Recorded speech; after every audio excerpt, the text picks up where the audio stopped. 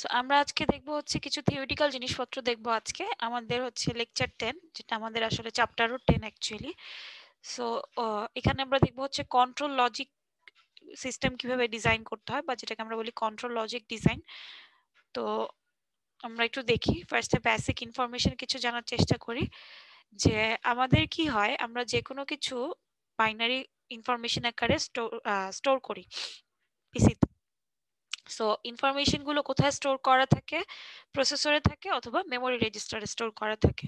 তো এই ইনফরমেশন গুলো কি হতে পারে? এই ইনফরমেশন গুলো হতে পারে হয়তো ডাটা কিংবা কন্ট্রোল ইনফরমেশন। সো ডাটা বলতে কি বুঝাই? আমরা ডাটা বলতে বুঝাই হচ্ছে হয়তো কোন একটা মানে অনেকগুলো আমি ওকে ইনপুট দিয়েছি বা অনেকগুলো ইনফরমেশন দিয়েছি, সেখান থেকে তার কিছু একটা অংশ যেটাকে আমরা বিভিন্ন মাইক্রো অপারেশন দ্বারা ম্যানিপুলেট করতে পারি। মাইক্রো অপারেশন কি? মাইক্রো অপারেশন হচ্ছে, অপারেশন তো আমরা সবাই বুঝি, কোন একটা অপারেশন পারফর্ম করা। মাইক্রো অপারেশন হচ্ছে, ধরেন আমার মাইক্রোপ্রসেসর খুব ছোট ছোট কাজ করে। সে কি করে? অনেক বড় একটা ইনস্ট্রাকশনকে ভেঙে ছোট ছোট ক্ষুদ্র ক্ষুদ্র কাজ করে। এই যে ক্ষুদ্র ক্ষুদ্র ভাবে অপারেশন গুলো সে পারফর্ম করছে, এটাকে আমরা বলছি হচ্ছে মাইক্রো অপারেশন। সো ডাটা বলতে আমরা সেই জিনিসগুলোকে বুঝবো যে ইনফরমেশনের কিছু ডিসক্রিট এলিমেন্ট যেগুলোকে আমরা মাইক্রো অপারেশন দ্বারা ম্যানিপুলেট করতে পারি, হয়তো চেঞ্জ করতে পারি, ডিলিট করতে পারি, আহ হয়তো যোগ বিয়োগ করতে পারি। তো গেল। আর তাহলে কন্ট্রোল ইনফরমেশন কি? কন্ট্রোল ইনফরমেশন হচ্ছে আমার এই যে মাইক্রো অপারেশনের কথা আমি বলে ফেলেছি, এই যে মাইক্রো অপারেশন গুলো এগুলো সিকোয়েন্স ওয়াইজ করতে হয়। যেমন ধরেন আমি একটা কোড লিখেছি যে ফার্স্টে সে যোগ করবে, যোগ করে ভ্যালুটাকে স্টোর করবে, করে আউটপুট দেখাবে। তাহলে আমি যদি আগে আউটপুট দেখাই তাহলে তো আউটপুট পাবো না। আগেই যদি আমি স্টোর করে ফেলি তাহলে তো যোগ হবে না। সো একটা সিকোয়েন্স আছে, যোগ, স্টোর, প্রিন্ট। তাহলে এই যে এই তিনটার একটার পর একটা, তাহলে এটার জন্য কন্ট্রোল সিগন্যাল আসলে আমাকে সিপিইউ কে পাঠাতে হবে বা কমান্ড সিগন্যাল পাঠাতে হবে। তাহলে কন্ট্রোল ইউনিট আসলে এই কাজগুলা করবে, যে ধরেন আপনাকে কন্ট্রোল সিগন্যাল পাঠাবে। তাহলে এখন এই যে আমরা লজিক ডিজাইন বলছি বা কন্ট্রোল লজিক ডিজাইন বলছি, তাহলে এটা দিয়ে কি বোঝাচ্ছে? কন্ট্রোল লজিক ডিজাইন দিয়ে বোঝাচ্ছে হচ্ছে আপনি এমন একটা ডিজিটাল সিস্টেম তৈরি করবেন বা ডিজাইন করবেন যেটা কি করবে, আপনাকে ডাটা প্রসেসিংও করতে দিবে, কন্ট্রোল সিগন্যালও প্রোভাইড করতে দিবে। আবারও বলছি, কন্ট্রোল সিস্টেম ডিজাইন বলতে আমরা বুঝাচ্ছি আপনি এমন একটা ডিজিটাল সার্কিট ডিজাইন করবেন, যেই ডিজিটাল সার্কিটটা বা যেই ডিজিটাল সিস্টেমটা আপনাকে ডাটা প্রসেসেরও সুযোগ দিবে, ডাটা প্রসেস করতে দিবে, প্লাস কি করতে দিবে, কন্ট্রোল সিগন্যালও প্রোভাইড করতে দিবে। সো আমাদের সিপিইউর কন্ট্রোল ইউনিট আছে আমরা জানি। তো এই কন্ট্রোল ইউনিটটা আসলে কি কি কাজ করে সেটা একটু দেখি। সে কি করে? বিভিন্ন ধরনের বাইনারি সিগন্যাল, বাইনারি ভেরিয়েবলকে সে জেনারেট করে রাখে। কি কারণে জেনারেট করে? ধরেন আপনাদের কি করতে হয়, কোনো একটা চিপকে অন করতে যাচ্ছেন, স্টার্ট করতে চাচ্ছেন, তাহলে কি করতে হয়? তাকে কোন একটা সিলেকশন ভ্যারিয়েবল দিয়ে এনাবল করতে হয়। যে আমরা পড়ে আসছি চিপ সিলেক্ট, রিড, রাইট। তাহলে এই যে আমাদের বিভিন্ন ধরনের সিলেকশন ভ্যারিয়েবল আছে। এবং রেজিস্টার গুলোতে কি হয়? রেজিস্টার গুলোতে আমরা ভ্যালু ইনপুট দেই, রেজিস্টার গুলোকে এনাবল করি। এই কাজগুলোকে কন্ট্রোল ইউনিটকে দিয়ে করানোর জন্য আমাদেরকে কন্ট্রোল সিগন্যাল জেনারেট করতে হয়। আচ্ছা, এরপরে কি বলেছে দেখেন, outputs of the control unit selects and enables the data processor part and determines the next state of the control unit itself. বলছে যে আমাদের এই যে কন্ট্রোল ইউনিটটা সে কি করে, সে একটা আউটপুট দেয়। সেই আউটপুটটা আমাদের যে ডাটা প্রসেসর পার্টটা আছে, অর্থাৎ যেই জায়গায় ডাটা প্রসেসিং হয় সেই জায়গাটাকে এনাবল করে বা সেই পোর্শনটাকে এনাবল করে। এবং কন্ট্রোল ইউনিট ধরেন এই যে একটু আগে বলেছি, আগে কি করে? যোগ করে, স্টোর করে, প্রিন্ট করে। এই যে যোগ করলো, যোগ করার পর যে তাকে স্টোর করতে হবে, এই স্টোরের ইনস্ট্রাকশনটার জন্য সে কি করে? নিজেই নিজে কাজ করে। অর্থাৎ সে প্রেজেন্ট স্টেট থেকে অ্যাকচুয়াল কোন নেক্সট স্টেটে যাবে সেটাও সে নিজেই ঠিক করে। আর নাম শুনে বুঝতে পারতেছি কন্ট্রোল ইউনিট সে আসলে কি নিজের জন্য একাই 100 বলা যায়, যেটাকে যে পিসির খুব ইম্পর্টেন্ট একটা পোর্শন, যে কি করে সবকিছু কন্ট্রোল করছে। Kind of power of attorney বা বস যদি আমরা বলতে পারি, কন্ট্রোল ইউনিটকে বলতে পারি। সো কি বলছে এরপর? Provides a time sequence of signals that initiates all micro operations in the data processor. Data প্রসেসরে যত ধরনের মাইক্রো অপারেশনস হয় সেটার জন্য কি করে? সে হচ্ছে বিভিন্ন ধরনের টাইমিং সিকোয়েন্সের সিগন্যাল পাঠায়। সোজা কথা, কোনো ক্লক পাঠানো দরকার হলে ক্লক পাঠাবে বা যে কোনো ধরনের কন্ট্রোল সিগন্যাল সে পাঠাবে। এবং সে কি করে? এই যে মাইক্রো অপারেশন গুলো এগুলোকে সিকোয়েন্সিং করার জন্য বা সিরিয়াল ওয়াইজ কোনটার পরে কোনটা কাজ করবে সেগুলোর জন্য সে কি করে? সিগন্যাল জেনারেট করে। এরপর কি বলছে দেখেন, internal state ডিকটেটস the control functions for the system. অর্থাৎ কন্ট্রোল ইউনিটের ইন্টারনাল যে অংশটা সে কি করে, ইন্টারনাল পোর্শনটা সে কি করে, বিভিন্ন ধরনের কন্ট্রোল ফাংশন মানে সিস্টেমের কন্ট্রোল ফাংশনকে ডিকটেট করে। ডিকটেট করা মানে তো জানেন, ডিকটেটর মানে হচ্ছে স্বৈরাচার বোঝায়। সো যাবতীয় কিছু আসলে সেই কন্ট্রোল করে। আচ্ছা, নেক্সট স্টেট, ধরেন কন্ট্রোল ইউনিট আমরা অলরেডি বলে ফেলছি, কন্ট্রোল ইউনিট এখন যে স্টেটে আছে পরবর্তী স্টেটটাকেও সেই কন্ট্রোল করে যে সে কোথায় যাবে। এই যে পরবর্তী স্টেটটা তাহলে কিসের উপর ডিপেন্ড করবে, এখন আমার যে ইনপুট আছে সেগুলোর উপরে, এবং পরবর্তীতে না, এখন আমার যে ইনপুটটা আছে সেটা, এবং আমার যদি কোনো স্ট্যাটাসের দরকার হয়, স্ট্যাটাস ফ্ল্যাগ, স্ট্যাটাস রেজিস্টার বা যে কোনো ধরনের স্ট্যাটাসের উপর ডিপেন্ড করে সে নেক্সট স্টেজে যায়। আমরা একটু পর একটা ডায়াগ্রাম দেখবো। আর এবং এই কন্ট্রোল ইউনিটটা কি, কন্ট্রোল ইউনিটটা হচ্ছে ডাটা প্রসেসর পার্টের সাথে, পিসি এর ডাটা প্রসেসর পার্টের সাথে ডিরেক্টলি রিলেটেড। সো আমরা যদি এই ডায়াগ্রামটা দেখি, এখানে কি হচ্ছে দেখেন, আমাদের কন্ট্রোল ইউনিটটা এখানে আছে, কন্ট্রোল লজিক ইউনিট, এবং এখানে কি করছি আমি এক্সটার্নাল কিছু ইনপুট দিচ্ছি। যদি কন্ট্রোল ইউনিটের কোনো ইনপুটের প্রয়োজন পড়ে সেই জন্য আমরা এখানে ইনপুট দিলাম। সে কি করবে, কিছু মাইক্রো অপারেশনকে ইনিশিয়েট করবে। মনে করেন আমি লিখছি হচ্ছে এরকম যে x is equal to, ignore my handwriting, যাই হোক আমি লিখলাম হচ্ছে x ইজ ইকুয়াল টু 8।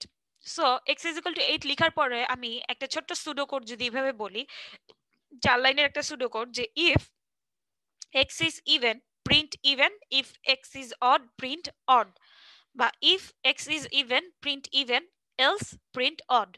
তাহলে এই যে একটা চেকিং প্রসেস, সে কি করবে, কন্ট্রোল লজিক কি করবে, চেকিং প্রসেসের জন্য একটা ইনস্ট্রাকশন দিবে, অর্থাৎ একটা মাইক্রো অপারেশন ইনিশিয়েট হবে। ইনিশিয়েট হওয়ার পরে যদি সে চেক করে দেখে যে অ্যাকচুয়ালি আসলে হ্যাঁ আমার এক্সটা ইভেন, তখন সে কি করবে, এই যে প্রিন্ট এক্স বা প্রিন্ট ইভেন, সে কি করবে, ডাটা প্রসেসরে গিয়ে ডাটাটা তার কাছে আছে, যে আমি already x is equal to 8 এটা ইনপুট দিছি, এটা কোথায় চলে আসছে, ডাটা প্রসেসরে আসছে। কিভাবে আসলো, ফার্স্টে এখানে গেল, এই যে ইনপুট ডাটা অংশটা, সেখান থেকে কোথায় চলে আসলো, ডাটা প্রসেসরে আসলো। সো ডাটাটা আমার ডাটা প্রসেসরে আছে, আমি চেকিং করার পরে কি করতে পারলাম, সেটাকে প্রিন্ট করে ফেলতে পারলাম। এবং ধরেন চেকিং করতে দিল, তারপরে কোন একটা স্ট্যাটাস রিটার্ন করার প্রয়োজন হলো তার, তাহলে স্ট্যাটাসটাকে সে কোথায় পাঠাবে, আবার কন্ট্রোল লজিকে পাঠাবে। আর এই যে প্রিন্ট করছে এক্স ইজ ইভেন, সেটা আসলে কি আমার আউটপুট ডাটা। সো এমন যদি হয়, এটা তো ছোট একটা জিনিস, মানে তাহলে কন্ট্রোল লজিকের কাজ কি, বিশাল বড় কাজ থাকে। ধরেন আপনি অনেকগুলো কাজ, মানে অনেক লম্বা কোনো কাজ করতেছেন বা কোড করতেছেন। আমরা যখন ছোটবেলায় অ্যালগোরিদম ডাটা স্ট্রাকচার পড়ছি আরো 1-2 বছর আগে, সো তখন আমরা কি পড়েছি যে আমাদের মার্জ সর্ট ছিল, কুইক সর্ট ছিল, বিভিন্ন ধরনের সর্টিং অ্যালগোরিদম আছে, বড় বড় কোড আছে। সেই কোডগুলোতে কি হয়, যত ধরনের কন্ট্রোল বা চেকিং ইনস্ট্রাকশন থাকে সেগুলো করে কে কন্ট্রোল লজিক, এবং ডাটা নিয়ে ম্যানিপুলেট করা বা ডাটা নিয়ে রিলেটেড কোনো কাজ করা, যোগ বিয়োগ বলেন, সর্টিং বলেন, সবগুলো আসলে কে করে, ডাটা প্রসেসর করে। So micro operation control logic perform করবে, করার পরে সেটার রেজাল্ট পাঠাবে ডাটা প্রসেসরকে। ডাটা প্রসেসর সেখানে ডাটা ম্যানিপুলেট করার পরে যদি তার কোনো স্ট্যাটাস কন্ডিশনকে পাঠানোর প্রয়োজন পড়ে সেটাকে পাঠাবে, পাঠানোর পরে কন্ট্রোল লজিক আবার আরেকটা মাইক্রো অপারেশন ইনিশিয়েট করবে। সো কন্ট্রোল লজিক বেসিক্যালি সবসময় এইভাবে কাজ করতে থাকে। এতটুকু পর্যন্ত বুঝেন নাই বা কারো কোথাও কনফিউশন আছে?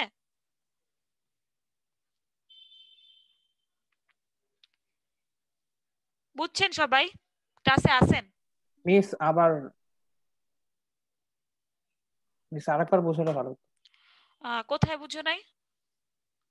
মিস প্রসেসটাই পুরোটা, মানে সাইকেলটা। আচ্ছা, সাইকেলটা আরেকবার বুঝলে ভালো হতো, ঠিক আছে। আমি ধরেন লিখেছি যে x is equal to 8, এখন একটা সুডো কোড লিখলাম, if x is even print even, if x is odd print odd। So আমি যখন x is equal to 8 লিখলাম, আমি একটা ভ্যালু ইনপুট দিয়ে ফেললাম সেখানে, তাহলে আমার এখানে ইনপুট ডাটাতে কি চলে আসলো, 8 চলে আসলো, কারণ আমি লিখেছিলাম কি x is equal to হচ্ছে 8। সো আমার ইনপুট ডাটাতে 8 চলে আসলো, তার মানে ডাটা প্রসেসরে এখন আমার ডাটাটা আছে। তো এই যে ইফ এক্স ইজ ইভেন, এটা সে চেক করতে বললো, কন্ট্রোল লজিক চেক করে দেখবে যে এক্স কি আসলে ইভেন কিনা। তো চেক করার পরে সে কি করবে, এই চেকিং এর রেজাল্টটা সে এখানে পাঠাবে মাইক্রো অপারেশন ইনিশিয়েট করার জন্য। এখন মাইক্রো অপারেশন বলতে বোঝাচ্ছে এটা কোন ধরনের জিনিস, এটা কিন্তু আসলে একটা সিগন্যাল জাস্ট। সে কি করবে, মাইক্রো অপারেশনের বলতে আমরা বুঝাচ্ছি কোন একটা ছোট কাজ করার কথা বুঝাচ্ছি। তো আমি যখন ও যখন চেক করে দেখলো যে ইফ এক্স ইজ ইভেন, তো তখন সে কি পাঠালো, রেজাল্টটা পাঠালো যে ইয়েস এক্স ইজ ইভেন, তখন সে কি করবে বা কোন একটা সিগন্যাল পাঠাবে। ঠিক আছে, সো সিগন্যালটা দিয়ে সে বুঝবে আসলে এক্স হচ্ছে ইভেন। সো তখন ডাটা প্রসেসরে এসে সে ডাটাটাকে নিয়ে ম্যানিপুলেট করবে। এখানে তো আমি যোগ বিয়োগ আর কিছু করছি না। সো ডাটা ম্যানিপুলেট বলতে বোঝাচ্ছি আসলে এখানে এসে এসে প্রিন্ট করবে, যে দেখবে প্রিন্ট ইভেন। সো সে আউটপুট ডাটাতে দেখবে যে প্রিন্ট ইভেন চলে আসছে। এখন আমি যদি লিখে রাখতাম যে if x is even, print even, সাথে হয়তো রিটার্ন দিয়ে কোনো একটা কিছু পাঠাতাম, বা কোনো একটা স্ট্যাটাস বিট রিটার্ন করতাম, বা কোন একটা কিছু তার পাঠানোর দরকার হতো, তখন সে কি করতো, এই স্ট্যাটাস কন্ডিশনের লাইন দিয়ে কন্ট্রোল লজিককে আবার ভ্যালু পাঠাতো।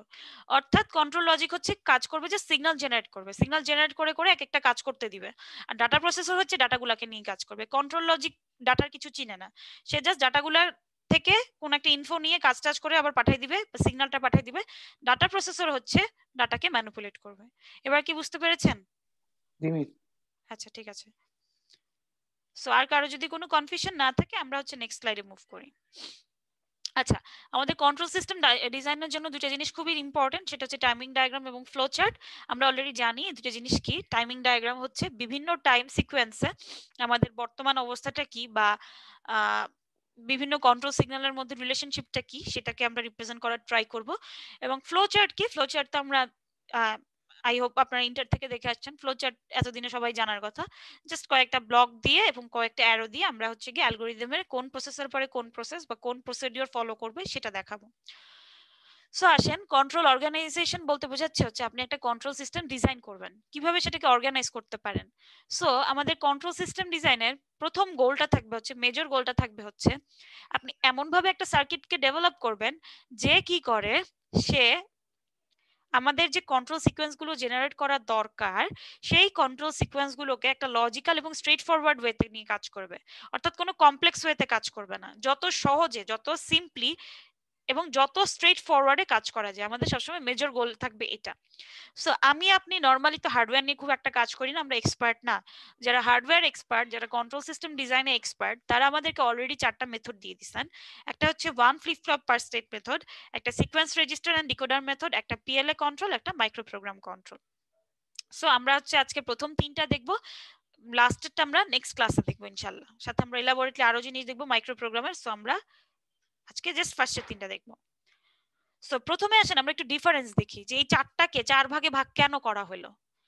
4 ভাগে ভাগ করা হলো কেন সেটা পরে, আগে আমরা দেখি ডিফারেন্সটা কি। 2টা আলাদা ভাগ, 2টা আলাদা ভাগ। প্রথম যে 2টা, অর্থাৎ আমাদের যে one flip flop per state method এবং sequence register and decoder method, এই 2টা মেথডকে, সরি, এই 2টা মেথডে আমরা মাস্ট কি ইউজ করতে হবে, এসএসআই এবং এমএসআই। আপনারা ট্রিপলিতে পড়ে আসছেন, বা কেউ যদি রিসার্চ পেপার টেপার পড়ে থাকেন কোন ট্রিপলির, বা ট্রিপলির ম্যাটেরিয়াল নিয়ে যদি একটু ঘাটাঘাটি করেন, খুব কমনলি একটা টার্ম ইউজ হয় ভিএলএসআই। ভিএলএসআই সার্কিট বলে। ভিএলএসআই বলতে কি বোঝায় এটা কি কেউ বলতে পারবেন আমাকে?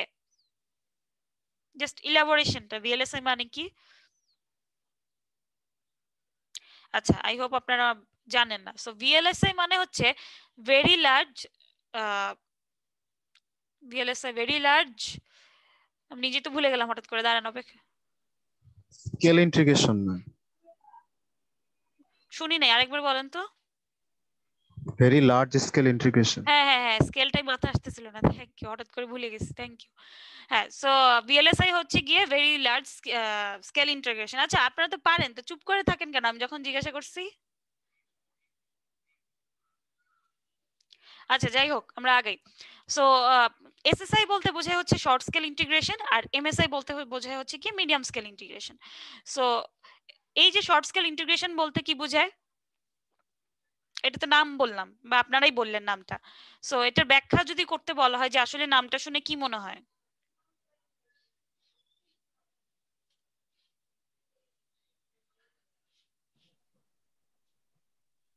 কেউ কিছু বলে না। বড় টাইপের সার্কিট তৈরি করা, এরকম কিছু। হ্যাঁ, ভেরি গুড, কাছাকাছি গেছেন। ইন্টিগ্রেশন করা মানে হচ্ছে, ধরেন আপনি ছোট একটা আইসিতে অনেকগুলো গেটকে বা অনেকগুলো আইসিকে একসাথে কি করে ফেলতে পারবেন, ইন্টিগ্রেট করে ফেলতে পারবেন, সেটা হচ্ছে ভিএলএসআই। আর এসএসআই কি তাহলে? Short scale integration. তার মানে একটা আইসির মধ্যে আপনার হয়তো অল্প কিছু গেট থাকবে, আপনি খুব কমপ্লেক্স সার্কিট আসলে এটা দিয়ে ইমপ্লিমেন্ট করতে পারবেন না। তাহলে এমএসআই কি? মিডিয়াম স্কেল, আপনি আরেকটু ওই এসএসআই এর থেকে আরেকটু বেশি কিছু আইসি নিয়ে ইন্টিগ্রেট করতে পারবেন।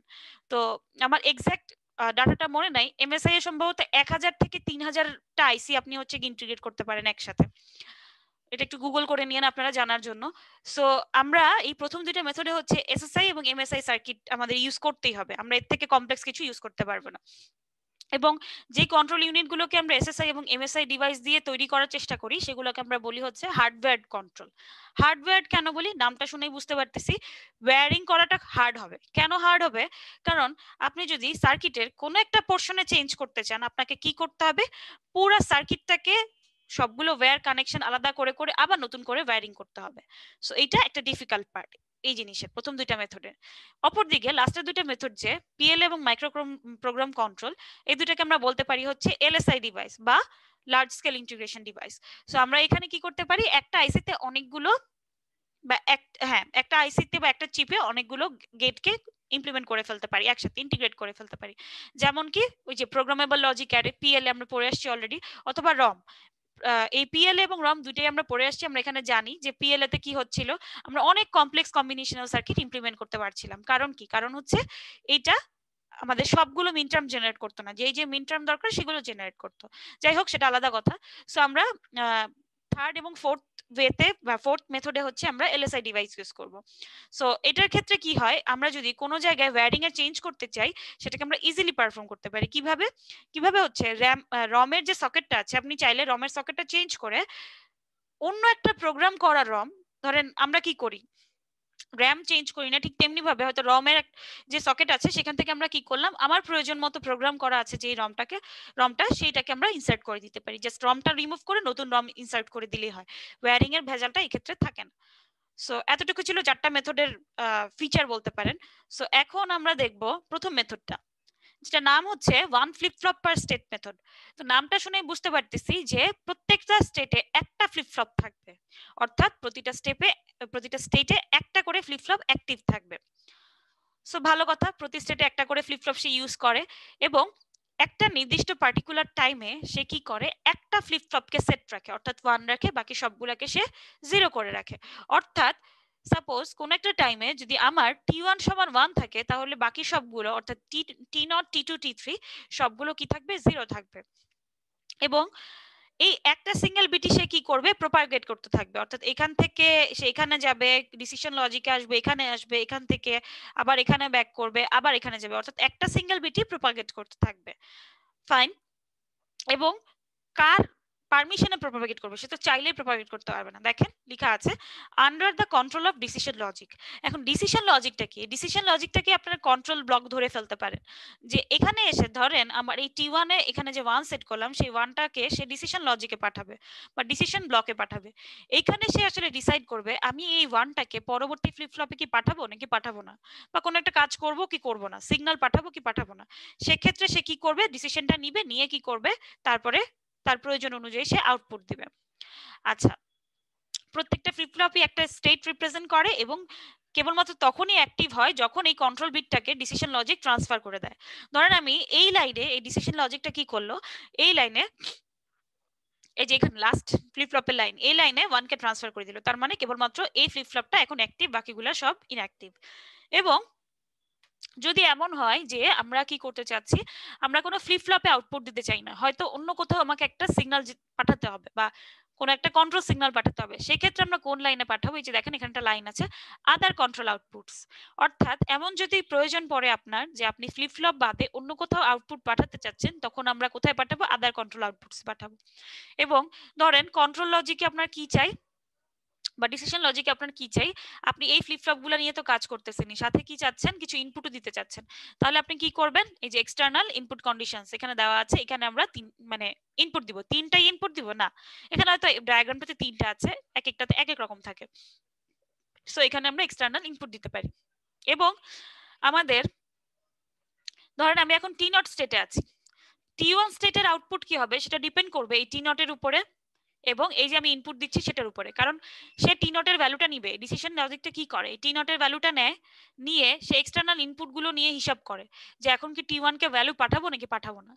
তাহলে আমাদের কিসের উপর ডিপেন্ড করছে, অর্থাৎ নেক্সট স্টেট আমাদের প্রেজেন্ট স্টেট হচ্ছে টি নট, প্রেজেন্ট স্টেট এবং প্রেজেন্ট স্টেটের সাথে কিছু এক্সটার্নাল ইনপুটের উপর ডিপেন্ড করবে।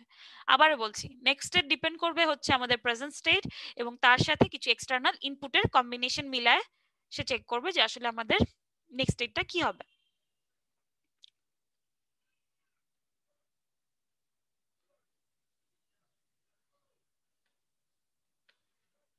সো এটা ছিল আমাদের one flip flop per state method. আরো কিছু জিনিস জানার আছে যে দেখেন এটাতে কি হয়, এটাতে হচ্ছে আমাদের maximum number of flip flops লাগে। কেন? ধরেন আমাদের 12টা স্টেট আছে, 12টা স্টেটকে রিপ্রেজেন্ট করার জন্য আমাদের ডিফারেন্ট ডিফারেন্ট 12টা কিছু লাগবে, এটা আমরা জানি।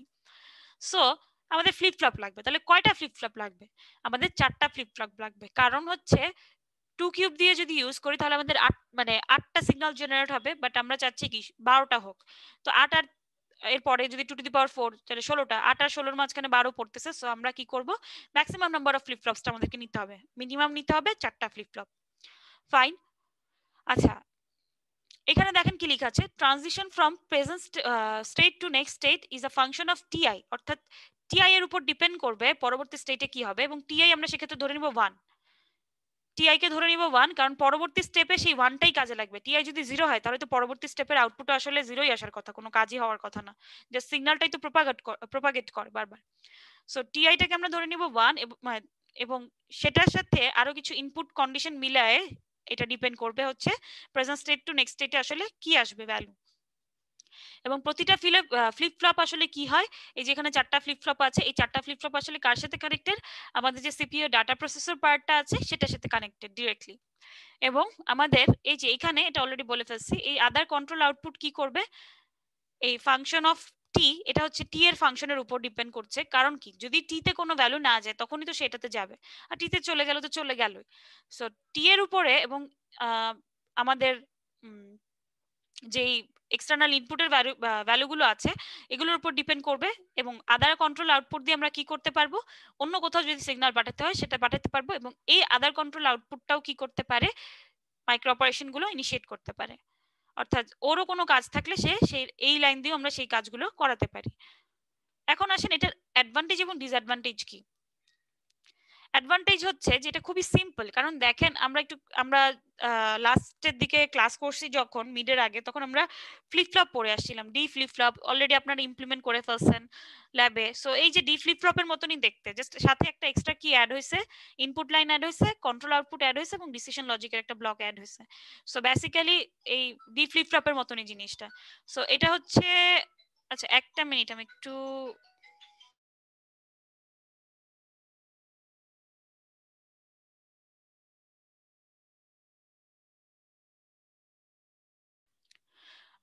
সরি। সো ব্যাক করি আমরা, আমাদের অ্যাডভান্টেজ ছিল হচ্ছে কি অপারেশনালি খুব সিম্পল এটা, কারণ কি যে কোনো অপারেশন করতে সহজ হয়, যেহেতু আমাদের জাস্ট একটা ফ্লিপ ফ্লপের মতনই, আলাদা কোনো এক্সট্রা ঝামেলা নাই, এক্সট্রা কোনো গেট টেট বা অন্য কোনো ঝামেলা নাই, এবং ডিজাইন করা খুব সহজ। সো ডিজাইনিং এর পিছনে যে এফোর্টটা দিতে হয় সেটা আমাদেরকে সেভ করে। এবং আমরা যখন পুরো কমপ্লিট সিকোয়েন্সিয়াল সার্কিটটা তৈরি করি, বা ধরুন এখানে তো খুব ছোট একটা সার্কিট, যখন বড় একটা সার্কিট তৈরি করা হয় তখন আসলে আমাদের কম্বিনেশনাল সার্কিটের খুব মানে ডিক্রিজ দেখা যায়। কম্বিনেশনাল সার্কিটে ডিক্রিজ বলতে বোঝাচ্ছে কম্বিনেশনাল সার্কিট কি একটু জটিল সার্কিট, সো সেই জটিল সার্কিটগুলো আমরা ইউজ করি না।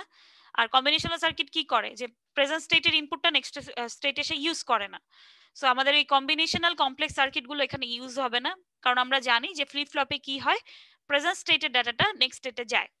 সো আমাদের এটা সিকোয়েন্সিয়াল সার্কিট, যখন আমরা পুরো কমপ্লিটলি সিকোয়েন্সিয়াল সার্কিটটা তৈরি করে ফেলবো, এখানে আমাদের কম্বিনেশনাল সার্কিট খুব একটা ইউজ হবে না, কম্বিনেশনাল সার্কিট ইউজ কমে যাবে। এবং ডিসঅ্যাডভান্টেজ কি, ডিসঅ্যাডভান্টেজ হচ্ছে গিয়ে আমরা যখন ফ্লিপ ফ্লপের নাম্বার বাড়তে থাকবে তখন হচ্ছে গিয়ে আমাদের সিস্টেমের কষ্ট বাড়বে। এবং আরো একটা কথা, এটা একটু আমরা জেনে রাখি যে আমাদের এই যে সার্কিটটা যদি এমন হইতো, এই সার্কিটে আমাদের কি লাগছে না, আমাদের যে এক্সটার্নাল ইনপুট ছিল সেটা লাগছে না, এই যে এটা এক্সটার্নাল ইনপুট যদি না থাকতো তাহলে আমরা এটাকে কি বলতে পারতাম, বেসিক্যালি একটা শিফট রেজিস্টারই বলতে পারতাম। আপনারা ল্যাবে বুথ ইমপ্লিমেন্টেশনের সময় ডি ফ্লিপ ফ্লপ দিয়ে সবাই শিফট রেজিস্টার বানাইছেন। সো তখন এরকম সিম্পল ডি ফ্লিপ ফ্লপের কাজই করতো, জাস্ট ভ্যালুগুলোকে শিফট করতে একটা একটা করে। এবং কোনো সময় যদি আমার এমন হয় যে আমার এরকম করা দরকার, T not T one T two T three যাবে, যাওয়ার পরে ঘুরে এসে আবার টি নটে যাবে, টি ওয়ানে যাবে, টি টুতে যাবে, টি থ্রিতে যাবে, টি থ্রিতে এসে আবার টি নটে যাবে, এই যে একটা সার্কেল করে মুভ করতে থাকা ভ্যালুগুলোকে, সিগন্যালগুলোকে, এটাকে আমরা বলি কি রিং কাউন্টার, যে একটা সার্কেল করে কাউন্টিং হতে থাকবে। সো আমরা যদি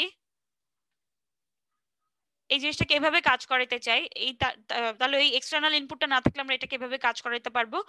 এবং যেহেতু রিং কাউন্টার হিসেবেও সেটাকে কাজ করানো যায়, সো এই কারণে এটাকে অনেক সময় বলা হয় হচ্ছে one flip flop per state method আমরা অলওয়েজ বলি, আর অনেক সময় এটাকে বলা হয় হচ্ছে ring counter controller. Control signal দিয়ে আমরা রিং কাউন্টার জেনারেট করি, সো এই কারণে বলা হয় হচ্ছে রিং কাউন্টার কন্ট্রোলার। এতটুকু পর্যন্ত বুঝতে কি কারো কোথাও প্রবলেম আছে, কনফিউশন আছে কোথায়?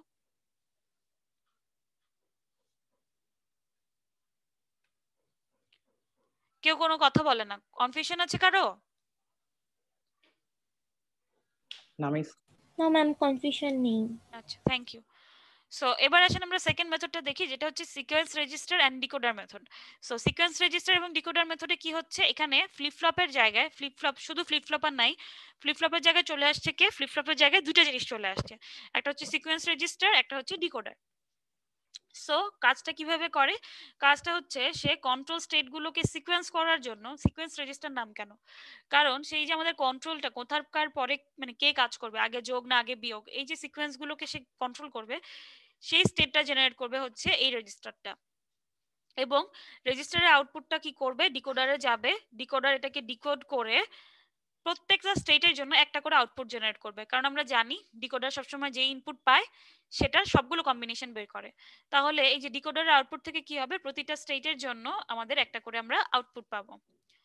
এবং রেজিস্টার এবং ডিকোডার দুইটাই কি এমএসআই ডিভাইস, সো আমরা এটাকে বলতে পারি প্রথমটা ছিল এসএসআই, এটা হচ্ছে এমএসআই। সো এটা কিভাবে কাজ করে যদি আমরা একটু দেখি।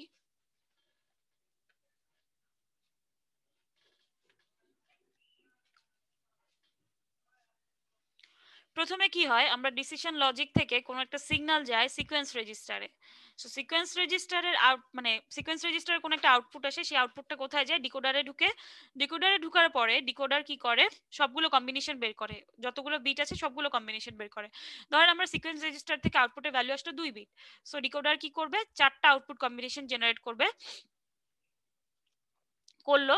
এগুলো প্রত্যেকটা আবার কি করবে, ব্যাক করবে, লুপের মতো ব্যাক করবে কোথায়, ডিসিশন লজিকে, অর্থাৎ প্রেজেন্ট স্টেটের ভ্যালুগুলোকে আমার এখানে আবার আনতে হবে। সো ফাইন, আমরা দেখি যে আগেরটাও কিন্তু এরকমই ছিল, খেয়াল করে দেখেন আমাদের প্রত্যেকটা ফ্লিপ ফ্লপের আউটপুট কি কিন্তু কি হচ্ছিল, আবার ডিসিশন লজিকে ব্যাক করছিল, এই যে এখান থেকে এখানে ব্যাক করছে, এখান থেকে এখানে ব্যাক করছে।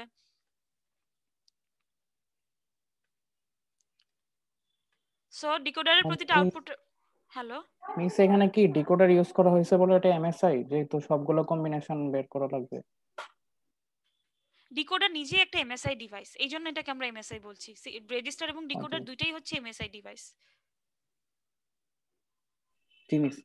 আচ্ছা, সো এখন আমরা কি করছি, তাহলে আমাদের এই ডিসিশন লজিক কি করবে, এই যে প্রেজেন্ট স্টেটের ভ্যালুগুলো নিবে, এগুলো ভ্যালু নিচ্ছে, নেওয়ার পরে সবগুলো নিয়ে কোন একটা সিগন্যাল জেনারেট করবে, কোন একটা ডিসিশন নিবে, নিয়ে আবার সিকোয়েন্স রেজিস্টারে পাঠাবে। এবং আগের মতোই যদি আমাদের এমন হয় যে আমি রেজিস্টারে আউটপুট না দিয়ে অন্য কোথাও আউটপুট দিতে চাচ্ছি, কোথায় দিব, আদার কন্ট্রোল আউটপুটসে।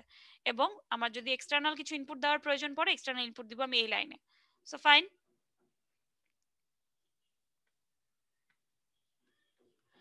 আচ্ছা আমরা জানি যে আমাদের যদি n সংখ্যক ফ্লিপ ফ্লপ থাকে, তাহলে আমরা কি করতে পারবো, এই সার্কিটটা থেকে 2n সংখ্যক সার্কিট স্টেট আসবে।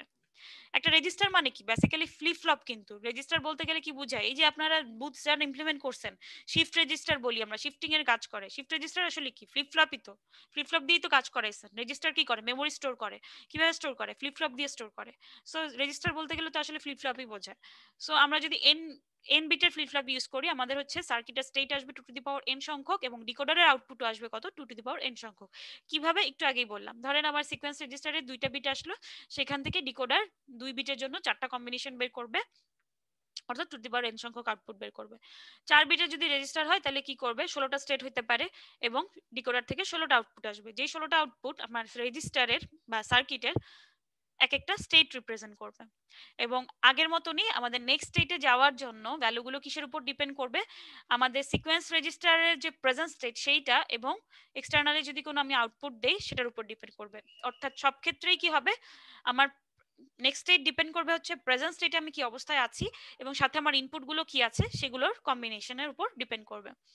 এবং বরাবরের মতো আগের মতন এই যে আদার কন্ট্রোল আউটপুটস কি করবে, আমাদের মাইক্রো অপারেশনকে ইনিশিয়েট করবে। সো এটা আপনাদের একটা বাসায় সেলফ স্টাডি থাকবে, আপনারা বাসায় যখন পড়বেন বইয়ে খুব সুন্দর করে লেখা আছে, জাস্ট বইটা একটু খুলে পড়বেন যে এটাকে কাউন্টার ডিকোডার মেথড কেন বলা হয়। সো এখন আমরা দেখবো হচ্ছে পিএলএ কন্ট্রোল। পিএলএ কন্ট্রোল কি রকম? পিএলএ কন্ট্রোল হচ্ছে সেম আগের মতনই, খালি দেখেন এখানে কি কি আছে, সিকোয়েন্স রেজিস্টার আছে এবং পিএলএ আছে। আর এখানে কি আছে? সিকোয়েন্স রেজিস্টার, ডিকোডার এবং ডিসিশন লজিক। তাহলে দেখেন দুইটা কম্পোনেন্ট কমে গেছে। কোন দুইটা কম্পোনেন্ট কমছে বলেন তো?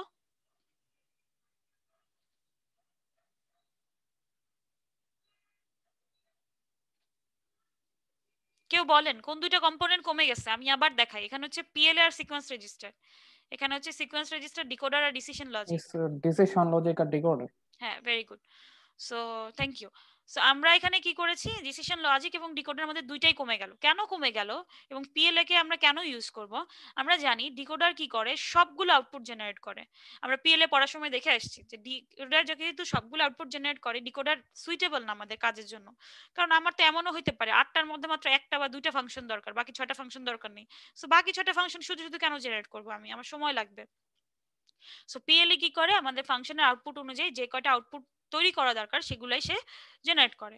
সো এখানে তাহলে আমাদের ডিসিশন লজিকটাও লাগছে না। ডিসিশন লজিকটা কেন লাগছে না? কারণ মনে প্রশ্ন আসতে পারে ডিসিশন লজিক কেন লাগবে না।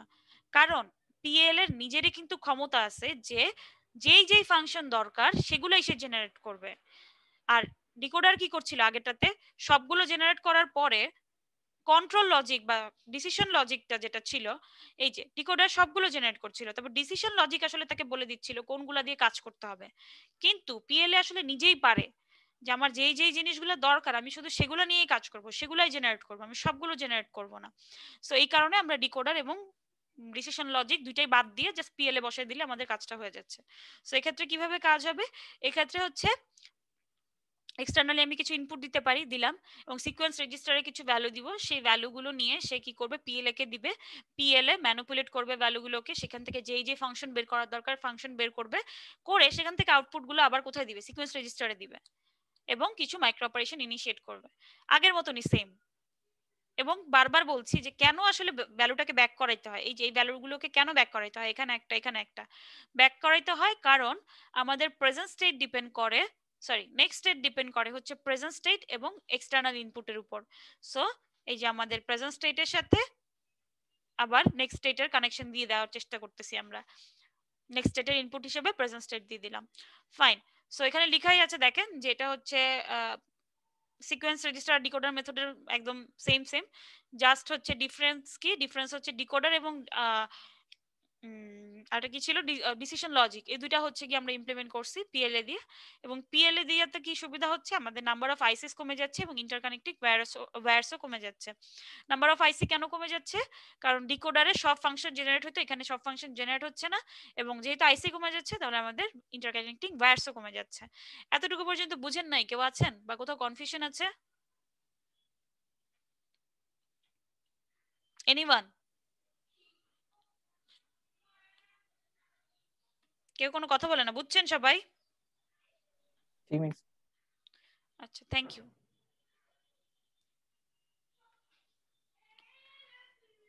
সো আমাদের হচ্ছে আজকে এতটুকু